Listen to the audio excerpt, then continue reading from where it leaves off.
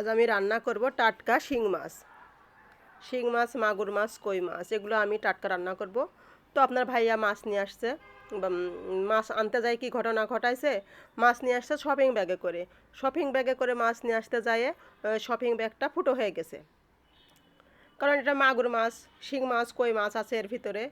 ওই শপিং ব্যাগে কই মাছের মাথা বা মাগুর মাছের কাঁটাতে ব্যাগটা ছিঁড়ে যায়, ছিঁড়ে যাওয়াতে অনেকগুলো মাছ পড়ে যায়। প্রায় 1.5 কেজি মতো মাছ, 1.5 কেজি 2 কেজি মতো মাছ ছিল। সব কতগুলো মাছ পড়ছে বুঝতে পারিনি, কিন্তু পরে দেখছে ব্যাগটা হালকা।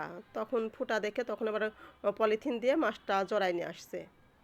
কারণ এটা অনেক দূর থেকে মাছ নিয়ে আসছে। বিল বিল আমরা তো বলি বিল, বিল থেকে মাছ মারছে, ওখান থেকে নিয়ে আসছে।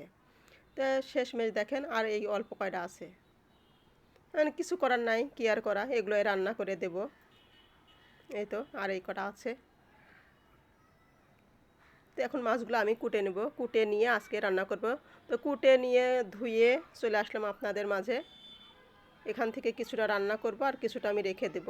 আর যে ঘাড়ের কাছে যে একটা রক থাকে, ওটা আমি ওখান থেকে কাটবো, কেটে রকটা বের করে নিব। কারণ ওই রকটা খেতে হয় না, ওরা রকটা খেলে নাকি অ্যালার্জি হয়, তাই ওটা আমি বের করে ফেলি। তো মাছ কুটা ধোয়া হয়ে গেছে, আমি রক বের করে নিয়ে আমি সুন্দর করে পরিষ্কার করে ধুয়ে নিয়ে রান্নায় চলে আসলাম। রান্না শুরু করে দিয়েছি। মাছটা আমি ভুনা করব। কে কে এই মাছ খেতে পছন্দ করেন অবশ্যই কমেন্ট করে জানাবেন। আর এই মাছ খেতে পছন্দ করে না এমন কোনো মানুষ নাই, আমার কাছে মনে হয় সবাই এই মাছ খেতে পছন্দ করেন। আর এই তো দেখছেন একটা টাকি মাছ, এই টাকি মাছ তো অনেকেই ভর্তা খায়। তো আমার দুই একটা আমি আর ভর্তা করিনি, একটা ওর ভিতরে দিয়ে দিছি। মাছ ভাজার শেষে পেঁয়াজ লাল লাল করে ভেজে নিয়ে ওর ভিতরে আমি সব মশলাগুলো দিয়ে দিলাম। আর তো দিয়ে দিলাম একটা টমেটো, আমার রান্নাতে তো টমেটো থাকতেই হবে। দিয়ে দিলাম টমেটো, মশলাটা সুন্দরভাবে কষালাম। কষানো হয়ে গেলে মাছগুলো দিয়ে ভুনা করে নামাবো, এই তো।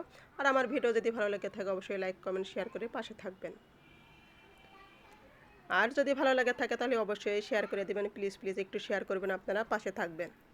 আমার মশলা কষানো হয়ে গেছে, মাছগুলো দিয়ে দিলাম। মাছগুলো আমি কড়া করে ভাজিনি, হালকা করে ভাজছি, কারণ এগুলো মাছ কড়া করে ভাজলে শক্ত হয়ে যায়, তাই আমি হালকা করে ভেজে নিলাম।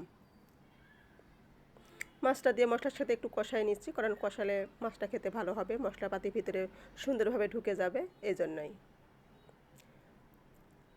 তো মাছটা আমার মশলার সাথে কষানো হয়ে গেছে। আমি ঝোলের জন্য পানি দিয়ে দিলাম। খুব একটা ঝোল রাখবো না, মাখা মাখা ঝোল রাখবো।